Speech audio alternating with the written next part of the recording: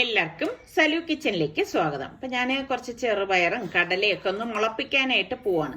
അപ്പം എൻ്റെ കയ്യിൽ ഇതുപോലത്തെ 2 കണ്ടെയ്നർ ഉണ്ട്. അപ്പം ഞാൻ ഓൾറെഡി ഒരു കണ്ടെയ്നറിൽ മുളപ്പിച്ച് വെച്ചിരിക്കുകയാണ്. അപ്പം അടുത്തത് ഞാൻ മുളപ്പിക്കാനായിട്ട് ഇടാൻ പോവാണ്. അപ്പം ഞാൻ വിചാരിച്ച് നിങ്ങൾക്കും കൂടി അതൊന്ന് കാണിച്ചു തരാമെന്ന്. ഇതുപോലെ ചെറുപയർ പരിപ്പെടുത്ത് നന്നായിട്ടൊന്ന് കഴുകണം. ഇത് ഏറ്റവും അടിയിലത്തെ തട്ടാണ് കേട്ടോ.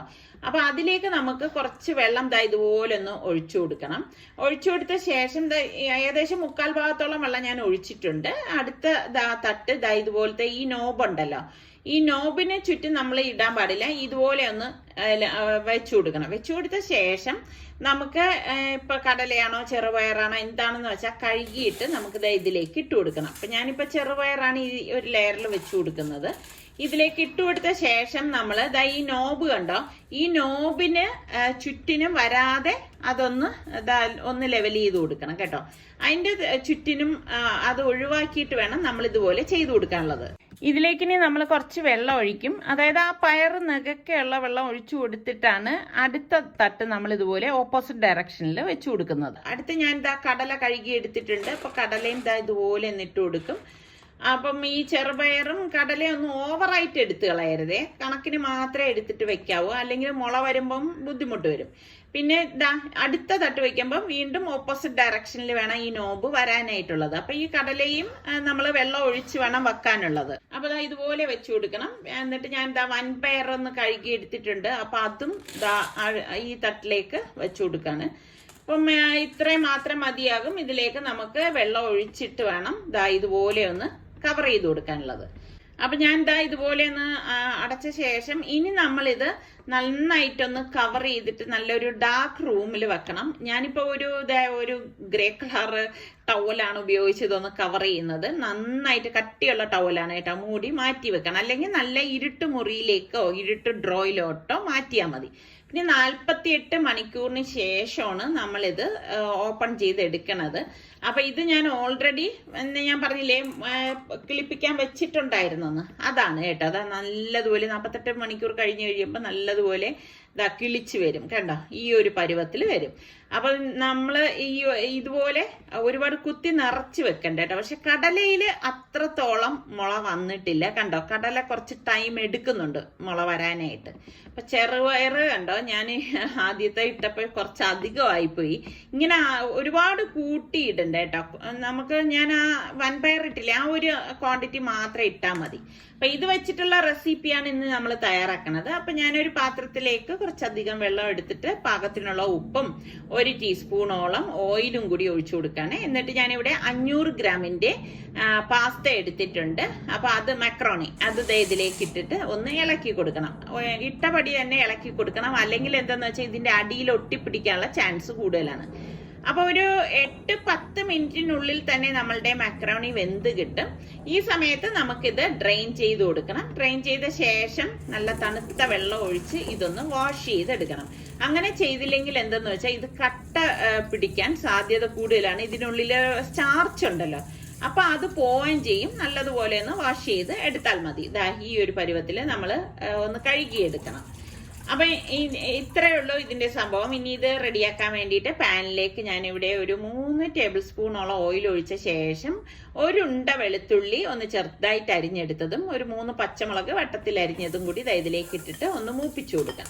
അപ്പൊ വെളുത്തുള്ളി ഇതുപോലെ ചെറുതായിട്ട് തന്നെ ഒന്ന് അരിഞ്ഞെടുക്കണം. വെളുത്തുള്ളി മസ്റ്റ് ആയിട്ട് ഇതിൽ ചേർത്താൽ മാത്രമേ നല്ല ടേസ്റ്റ് ഉണ്ടാകത്തുള്ളൂ കേട്ടോ. അപ്പൊ ഇതുപോലെ ഒന്ന് വഴറ്റി കൊടുക്കണം. അതിനുശേഷം ഞാനിവിടെ 2 സവാള ചെറുതായിട്ട് അരിഞ്ഞെടുത്ത് വെച്ചിട്ടുണ്ട്. അപ്പൊ ഈ സവാളയും കൂടി നമുക്ക് ഇതിലേക്ക് ഇട്ടിട്ട് ഒന്ന് വഴറ്റി കൊടുക്കാം. അപ്പൊ ഇതുപോലെ ഒന്ന് വഴണ്ട് വരണം. അപ്പൊ ഇടയ്ക്കിടയ്ക്ക് ഒന്ന് ഇളക്കി കൊടുത്താൽ മതി. അതിനുശേഷം ഞാൻ നമ്മളുടെ മുളപ്പിച്ച വൻപയറല്ലേ അതിട്ട് കൊടുക്കാണ്. അതുപോലെ തന്നെ ചെറുപയർ പരിപ്പും മുളപ്പിച്ചത് ഇതിലേക്ക് ഇട്ട് കൊടുക്കാം. മുളപ്പിച്ചെടുക്കുന്നതിന് വളരെ ഹെൽത്തിയാണ് കേട്ടോ. എന്നിട്ട് ഇതുപോലെ ഒന്ന് ഇളക്കി കൊടുക്കണം. നല്ലതുപോലെ അടി ചേർത്ത് ഇളക്കി കൊടുക്കാം. ഇളക്കി കൊടുത്തിട്ട് ഇതുപോലെ ഒന്ന് കണ്ടോ, അതിൽ ആ വെള്ളത്തിന്റെ ഒരു അംശമുണ്ട്, അത് മാറത്തക്ക രീതിയിൽ നമ്മൾ ഇതൊന്ന് ഇളക്കി കൊടുക്കണം. അപ്പൊ ഇതിപ്പം കറക്റ്റ് പരുവത്തിന് വന്നിട്ടുണ്ട്. ഞാൻ ഹൈ ഫ്ലെയിമിൽ വെച്ചാണ് റെഡിയാക്കണത് കേട്ടോ. എന്നിട്ട് ഞാനിവിടെ 2 തക്കാളി ചെറുതായിട്ട് അരിഞ്ഞെടുത്ത് വെച്ചിട്ടുണ്ട്. അത്യാവശ്യം നല്ല പഴുത്ത കളറുള്ള തക്കാളി കിട്ടുകയാണെങ്കിൽ അതാണ് ഏറ്റവും നല്ലത് കേട്ടോ. അപ്പൊ അതും കൂടി ചേർത്ത് ഒന്ന് ഇളക്കി കൊടുത്താൽ മതി. അപ്പം ഇളക്കി കൊടുത്ത ശേഷം നമുക്കിനി ഇതിലേക്ക് പൊടികൾ ഇട്ട് കൊടുക്കാം. ഞാനിതിലേക്ക് 2 ടീസ്പൂണോളം ചില്ലി പൗഡറും 1 ടീസ്പൂൺ മല്ലിപ്പൊടിയും 1 ടീസ്പൂൺ മഞ്ഞൾപ്പൊടിയും അതുപോലെ തന്നെ 1 ടീസ്പൂൺ ഗരം മസാല പൊടി, 1 ടീസ്പൂൺ കുരുമുളക് പൊടി, പിന്നെ നമുക്ക് പാകത്തിനുള്ള ഉപ്പും കൂടി ഇട്ടിട്ട് ഇത് നന്നായിട്ടൊന്ന് മിക്സ് ചെയ്ത് കൊടുക്കാം. അപ്പം ഇത് ശരിക്കും പറഞ്ഞാൽ നല്ല ഹെൽത്തി ആയിട്ടുള്ള ഒരു ബ്രേക്ക്ഫാസ്റ്റ് ആയിട്ടും ഡിന്നറായിട്ടും ഒക്കെ നമുക്ക് കഴിക്കാൻ പറ്റിയ ഐറ്റമാണ് കേട്ടോ. അപ്പോൾ അതാ ഇതുപോലെ ഒന്ന് ഇളക്കിയ ശേഷം ഞാനിവിടെ ഒരു 1/4 കപ്പോളം ടൊമാറ്റോ ചില്ലി സോസ് എടുത്തിട്ടുണ്ട്. അപ്പോൾ ആ സോസും കൂടി ഇതിലേക്ക് ഇട്ടിട്ട് നന്നായിട്ടൊന്ന് മിക്സ് ചെയ്ത് കൊടുക്കാം. അപ്പം നിങ്ങളുടെ കയ്യിൽ ഈ ടൊമാറ്റോ ചില്ലി സോസ് ഇല്ല എന്നുണ്ടെങ്കിൽ കെച്ചപ്പ് ചേർത്ത് കൊടുത്താലും മതിയാവും കേട്ടോ. അപ്പോൾ അതാ ഇതുപോലെ ഒന്ന് ഇളക്കി കൊടുക്കണം. ഇളക്കി കൊടുത്ത ശേഷം നമുക്ക് ഈ വേവിച്ച് വെച്ചിരിക്കുന്ന മക്രോണി ഇല്ലേ, അത് ഇതിലേക്ക് ഇട്ടിട്ട് എല്ലാം ചേർത്തൊന്ന് ഇളക്കി കൊടുക്കണം. അപ്പോൾ കുട്ടികൾക്കൊക്കെ ലഞ്ചിനൊക്കെ കൊടുത്തു വിടാൻ പറ്റിയൊരു ഐറ്റമാണ് കേട്ടോ. പിന്നെ വളരെ ഹെൽത്തി ആയിട്ടുള്ള ഐറ്റമാണ്. കാരണം നമ്മൾ പയറൊക്കെ മുളപ്പിച്ചല്ലേ എടുക്കുന്നത്, അപ്പം അത് വളരെ ഹെൽത്തിയാണ്.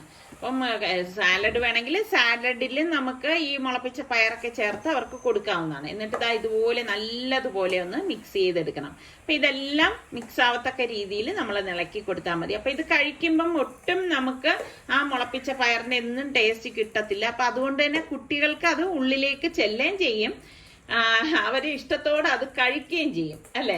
അപ്പം ഞാൻ കുറച്ച് റെഡ് ക്യാപ്സിക്കം കൂടി ഇതിന് മീതെ ഒന്ന് ഇട്ടിട്ട് ഒന്ന് മിക്സ് ചെയ്ത് കൊടുക്കുകയാണ്. ഇത് ഓപ്ഷണലാണ് കേട്ടോ, നമ്മളുടെ കയ്യിലുണ്ടെങ്കിൽ മാത്രം ചേർത്ത് കൊടുത്താൽ മതി.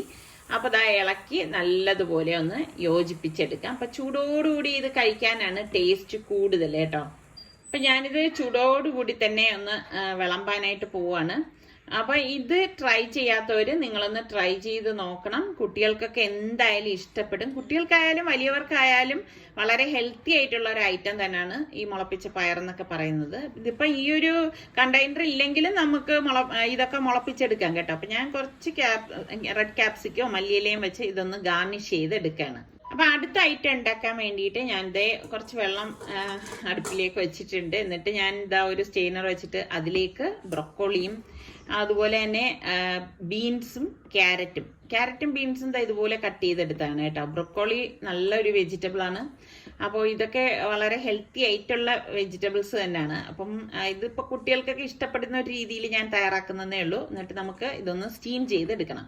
അപ്പം ഇതിലും ഞാൻ നമ്മളുടെ മുളപ്പിച്ച പയർ എടുക്കുന്നുണ്ട്. അപ്പോൾ ആ മുളപ്പിച്ച പയർ ഞാനൊന്ന് ആവിയേറ്റി എടുക്കുകയാണ്. കാരണം അതിൻ്റെ ആ ഒരു റോ ടേസ്റ്റ്, ശരിക്കും പറഞ്ഞാൽ അത് പച്ചയ്ക്ക് കഴിക്കുന്നതാണ് ടേസ്റ്റ് കൂടുതൽ. റോ ടേസ്റ്റ് വരാതിരിക്കാൻ വേണ്ടിയാണ് ആവിയേറ്റി എടുക്കുന്നത്. അപ്പോൾ ഒരു പാനിലേക്ക് ഞാൻ 2 ടേബിൾ സ്പൂൺ ഓയിൽ ഒഴിച്ചിട്ട് ഞാനിവിടെ ഒരു 7-8 വെളുത്തുള്ളി അല്ലി ചെറുതായിട്ട് അരിഞ്ഞതും അതുപോലെ തന്നെ ഒരു 1.5 സവാള അരിഞ്ഞെടുത്ത് വെച്ചിട്ടുണ്ട് കേട്ടോ. അപ്പോൾ ആദ്യം നമുക്ക് വെളുത്തുള്ളി ഇതുപോലെ ഇട്ടൊന്ന് മൂപ്പിച്ചു കൊടുക്കണം. അപ്പോൾ അതിൻ്റെ ആ ഒരു പച്ച സ്മെല്ലും പച്ച ടേസ്റ്റും ഒക്കെ മാറത്തക്ക രീതിയിൽ വരുമ്പോഴേക്കും നമുക്ക് ഈ അരിഞ്ഞു വെച്ചിരിക്കുന്ന സവാളയും കൂടി ഇതിലേക്ക് ചേർത്തിട്ട് ഒന്ന് വഴറ്റി കൊടുക്കണം. ഇതുപോലെ വേണം വഴറ്റി ഒന്ന് എടുക്കാനായിട്ട്. അപ്പം ഇനിയിപ്പോൾ ഇതിലേക്ക് നമുക്ക് ഞാനിവിടെ 2 കളർ ക്യാപ്സിക്കം എടുത്തിട്ടുണ്ട്, റെഡും ഗ്രീനും. അപ്പോൾ അത് അത്യാവശ്യം നീളത്തിലാണ് ഞാനിവിടെ അരിഞ്ഞെടുത്തിരിക്കുന്നത്. അതും കൂടി ഇതിലേക്ക് ഇട്ട് കൊടുക്കാം. അപ്പം ഇത് പെട്ടെന്ന് വേകുന്ന വെജിറ്റബിൾസ് അല്ലേ, അപ്പോൾ ഒരുപാട് ഇതങ്ങ് കുക്കാവേ ഒന്നും വേണ്ട. അപ്പോൾ ഇത് നല്ലതുപോലെ ഒന്ന് ഇളക്കി കൊടുക്കാം. അപ്പോൾ ഇതുപോലെ ഒന്ന് ഇളക്കി കൊടുക്കണം. ഇത് ഞാൻ ഹൈ ഫ്ലെയിമിൽ വെച്ചിട്ട് തന്നെയാണ് റെഡിയാക്കി എടുക്കുന്നത് കേട്ടോ. വളരെ ലോ ഫ്ലെയിമിലാക്കി ഒന്നും ചെയ്യരുത്. ഇങ്ങനെയുള്ള ഐറ്റംസ് ഒക്കെ നമ്മൾ ഇങ്ങനെ തന്നെ ചെയ്യണം. അപ്പം ഞാനിവിടെ 2 തക്കാളി ചെറുതായിട്ട് അരിഞ്ഞെടുത്തിട്ടുണ്ട്. ഞാൻ നേരത്തെ പറഞ്ഞതുപോലെ തന്നെ അത്യാവശ്യം നല്ല കളറിലും നല്ല പഴുപ്പുള്ള തക്കാളി എടുക്കുകയാണെങ്കിൽ അതാണ് നല്ലത്. അതും കൂടി ഇട്ടിട്ട് പാകത്തിനുള്ള ഉപ്പും പിന്നെ ഒറിഗാനോ ഉണ്ടല്ലോ, അത് നമുക്ക് 1 ടീസ്പൂണോളം ചേർത്ത് കൊടുക്കണം. ഒറിഗാനോയൊക്കെ ഇടുമ്പോഴാണ് ഇതിന് ടേസ്റ്റ് കിട്ടുന്നത് കേട്ടോ.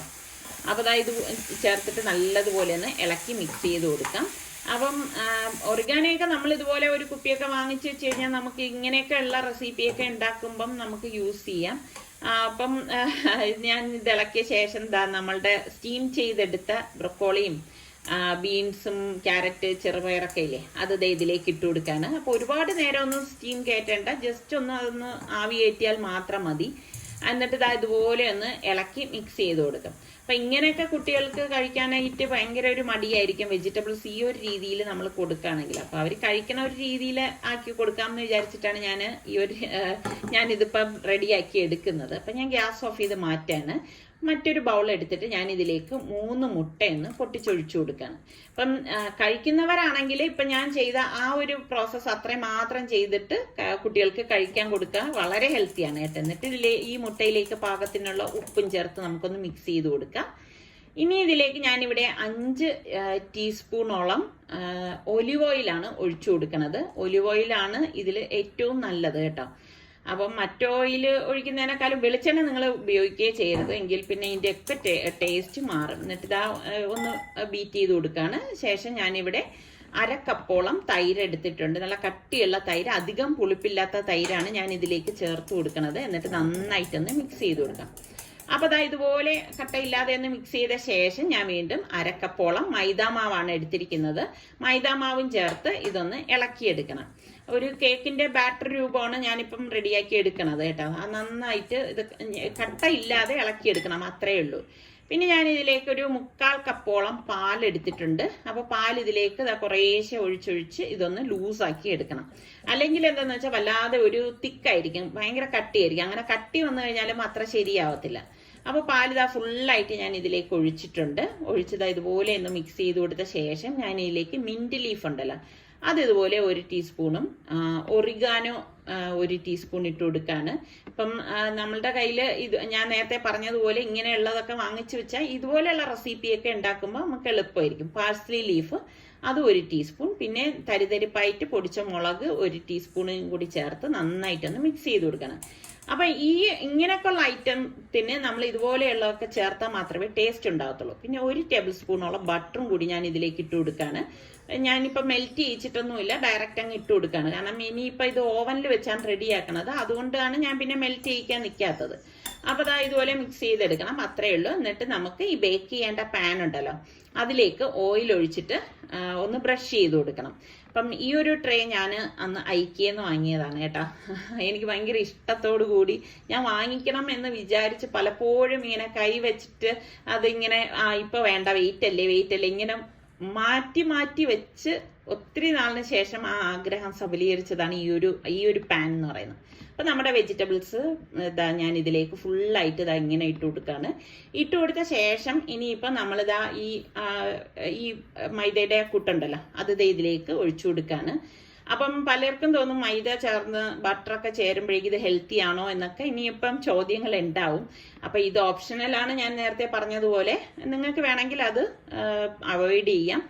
അപ്പം ഞാൻ ഇതിലേക്ക് മൊസറല്ല ചീസ് ഗ്രേറ്റ് ചെയ്തത് ഇട്ട് കൊടുക്കുകയാണ്. ഇതൊക്കെ ഇട്ടെടുക്കുമ്പോഴാണ് ശരിക്കും പറഞ്ഞാൽ നല്ല ഒരു ടേസ്റ്റ് കിട്ടുന്നത് കേട്ടോ. നമ്മൾ ഈ ഐക്യയിലൊക്കെ പോയി ഫുഡ് കഴിക്കത്തില്ല, ആ ഒരു ടേസ്റ്റ് നമുക്ക് കിട്ടും. അപ്പൊ അതിന് മീതെ ഞാൻ കുറച്ച് ഇതുപോലെ പാസ്ലി ലീഫ് ഒന്നിട്ട് കൊടുക്കാണ്. അപ്പോഴാണ് നല്ല ഒരു മണമൊക്കെ കിട്ടുന്നത്. അപ്പൊ ഈ സമയം ഞാൻ 150 ഡിഗ്രി സെൽഷ്യസിൽ 5 മിനിറ്റ് ഓവൻ പ്രീഹീറ്റ് ചെയ്തിട്ടുണ്ടായിരുന്നു. അപ്പൊ പ്രീഹീറ്റ് ചെയ്ത ഓവനിലേക്ക് നമുക്ക് ഈ ഒരു ട്രേ മാറ്റിയിട്ട് ഞാൻ ഇനിയിപ്പോൾ 180 ഡിഗ്രി സെൽഷ്യസിൽ 40 മിനിറ്റ് ആണ് ഇത് ബേക്ക് ചെയ്യാനായിട്ട് പോകുന്നത്. അപ്പം ഇതാണ് നമ്മളുടെ ഇന്നത്തെ മെനു എന്ന് പറയുന്നത്. അപ്പൊ ഇന്ന് ഇപ്പൊ ഞാൻ ഇതൊക്കെ ഉണ്ടാക്കാനുള്ള കാര്യം എന്ന് വെച്ചാൽ നമ്മുടെ സുൽത്താൻ, ഇപ്പൊ ഞങ്ങൾ സുൽത്താനെ വിട്ടിട്ട് വന്നതല്ലേ ഉള്ളൂ. അപ്പൊ സുൽത്താൻ വിളിച്ചിട്ട് പറഞ്ഞു അവന് ഇപ്പൊ ഒരാഴ്ചത്തേക്ക് ഓഫീസിലേക്ക് പോകണ്ട, ട്രെയിനിങ് ആണ്, അപ്പൊ വീട്ടിലോട്ട് വന്നോട്ടെയോ എന്ന് ചോദിച്ചു. അപ്പൊ ഞാൻ പറഞ്ഞ് അവര് പിള്ളേര് വന്നോട്ടെ എന്ന് ചോദിക്കുമ്പോഴേക്കും അപ്പൊ അവൻ പറഞ്ഞു ഇത്രയും നാള് ഫ്രണ്ട്സ് ഒക്കെ ഉണ്ടായിരുന്നത് കൊണ്ട് അറിഞ്ഞില്ല, ഇപ്പൊ വീട്ടില് അവൻ ഒറ്റയ്ക്കായപ്പം ഇതുപോലെ ട്രെയിനിങ്ങും കാര്യങ്ങൾ വരുമ്പം ആകെ ഒരു ഒറ്റപ്പെടൽ ഫീൽ ചെയ്യുന്നു എന്ന് പറഞ്ഞു. അപ്പൊ ഞാൻ പറഞ്ഞു എങ്ങനെയാണെങ്കിലും മോൻ വീട്ടിലോട്ട് വന്നോന്ന് പറഞ്ഞാൽ പറഞ്ഞു തീരേണ്ട താമസം അവൻ വൈകുന്നേരം തന്നെ ബസ്സിന് ബുക്ക് ചെയ്തു. ഇപ്പൊ രാവിലെ എത്തിയിരിക്കുകയാണ്. അപ്പം ശരിക്കും പറഞ്ഞാൽ ഈ പൂച്ചയെ കൊണ്ട് കളയുന്ന ആ ഒരു ഇതാണ്. ഞാൻ അപ്പോഴും എൻ്റെ അടുത്ത് ചോദിക്കുന്നുണ്ട്, പൂച്ചയെ കളയുന്ന പോലെ ആണല്ലോ മോനെ നിന്നെ, കൊട്ടി വിട്ടിട്ട് വന്നപ്പോഴേക്കും ഞങ്ങളുടെ പുറകിൽ നിന്ന് അവനിങ്ങ് വന്നു. അപ്പൊ ഇതാണ് പറയണ, ഫ്രണ്ട്സ് എല്ലാവരും ഉള്ളപ്പം ആ ഒരു ഒറ്റപ്പെടൽ ഫീൽ ചെയ്യത്തില്ല. പിന്നെ ഒറ്റയ്ക്കൊക്കെ ആവുമ്പോഴാണ് ഈ ഫ്രണ്ട്സിന്റെ ഒക്കെ വില മനസ്സിലാകുന്നത്. അപ്പൊ റിസ്വാനും ഇപ്പൊ വീട്ടിലുണ്ടായിരുന്നു. അപ്പം നമുക്കും ഇതൊരു സന്തോഷം തന്നെയാണ്. പിള്ളേർ വീട്ടിൽ ഉണ്ടാവുക എന്ന് പറയുന്നത് എല്ലാവർക്കും ഉണ്ടാവുന്ന ഒരു സന്തോഷം തന്നെയാണല്ലോ. അപ്പൊ വന്ന വഴിക്ക് തന്നെ അവൻ പെട്ടിയൊക്കെ തുറക്കണം. അപ്പൊ റിസ്വാൻ ചോദിക്കുന്നുണ്ട് എനിക്ക് സ്പെഷ്യൽ എന്താണ് കൊണ്ടുവന്നതെന്ന്. അവൻ എന്തോ തപ്പി എടുക്കാണ്, എന്താണെന്ന് എനിക്ക് അറിയത്തില്ല. അവൻ്റെ ആ പെട്ടിയൊക്കെ തുറന്ന് നോക്കാണ്, റിസ്വാൻ എന്തോ സ്പെഷ്യൽ കൊണ്ടുവന്നു എന്നൊക്കെയാണ് പറയുന്നത്. അപ്പതാ നോക്കിക്കേ, അങ്ങനെ അവന്റെ സ്വീറ്റ് കോൺ എടുത്ത് കൊടുക്കാണ്. റിസ്വാൻ അങ്ങനെ നിരാശനായിട്ട് തലയൊക്കെ കുനിഞ്ഞ് നിൽക്കുന്നുണ്ട്. അപ്പൊ ഇതിപ്പോ തുടക്കം ആയതുകൊണ്ടാണ് അവൻ മാറിയിട്ട്. ഇനിയിപ്പോ അവിടെയും പുതിയ ഫ്രണ്ട്സും കാര്യങ്ങളും ഒക്കെ കിട്ടും. അപ്പം വന്ന് അവൻ കുളിച്ചൊക്കെ വന്നപ്പോഴേക്ക് ഞാൻ അവന് ബ്രേക്ക്ഫാസ്റ്റ് എടുത്ത് കൊടുക്കാണ്. അപ്പം വിശന്ന് തളർന്ന് വന്നിരിക്കുകയല്ലേ. അപ്പം ഞാൻ ചോദിക്കുന്നുണ്ട് എങ്ങനെയുണ്ടെന്ന്. അപ്പം കൊള്ളാന്നൊക്കെ പറഞ്ഞു. അവൻ ഇങ്ങനെയൊക്കെയുള്ള ഐറ്റംസ് ഒക്കെ ഇഷ്ടമാണ്. പക്ഷെ എന്തെങ്കിലും ചെറിയൊരു മിസ്റ്റേക്ക് ഉണ്ടെങ്കിൽ പോലും അവനത് കണ്ടുപിടിക്കും കേട്ടോ. അപ്പം ഇത് ഓവനിൽ ബേക്ക് ആയിക്കൊണ്ടിരിക്കുന്നതേ ഉള്ളൂ. അപ്പൊ ഇത് നല്ലൊരു ഐറ്റമാണ്. എപ്പോഴും ഉണ്ടാക്കി കഴിക്കാൻ ഞാൻ സജസ്റ്റ് ചെയ്യത്തില്ല. വല്ലപ്പോഴും ഒക്കെ ഈ ഒരു ഐറ്റം ഉണ്ടാക്കി കഴിക്കാം. ഇപ്പം പലരും ചോദിക്കും മൈദയ്ക്ക് പകരം ഗോതമ്പ് മാവ് പറ്റുമെന്ന്. അത്ര നന്നാവില്ല കേട്ടോ. അതിൽ ട്രൈ ചെയ്യേണ്ട, ഫ്ലോപ്പായി പോകും കേട്ടോ. അപ്പം ഇതൊക്കെ തന്നെയാണ് നമ്മളുടെ ഇന്നത്തെ വിശേഷങ്ങൾ എന്ന് പറയുന്നത്. അപ്പം നമ്മളുടെ ചാനൽ നിങ്ങൾ കണ്ടോണ്ടിരിക്കുന്നവരിൽ ഇഷ്ടമുള്ള ആരെങ്കിലും ഉണ്ടെങ്കിൽ സബ്സ്ക്രൈബ് ചെയ്തിട്ടില്ലെങ്കിൽ ഒന്ന് സബ്സ്ക്രൈബ് ചെയ്തേക്കണേ. അപ്പോൾ ആ ബെല്ലൈക്കൺ കൂടി പ്രസ് ചെയ്താൽ മാത്രമേ ഞങ്ങൾ വീഡിയോസൊക്കെ പോസ്റ്റ് ചെയ്യുന്ന സമയത്ത് നിങ്ങൾക്ക് നോട്ടിഫിക്കേഷനൊക്കെ കിട്ടത്തുള്ളൂ. അപ്പോൾ അടുത്ത് നമുക്ക് നല്ല റെസിപ്പിയോ അല്ല അടിപൊളി വ്ളോഗോ ഇട്ടൊക്കെ കാണാം. അതുവരയ്ക്കും എല്ലാവർക്കും ബൈ.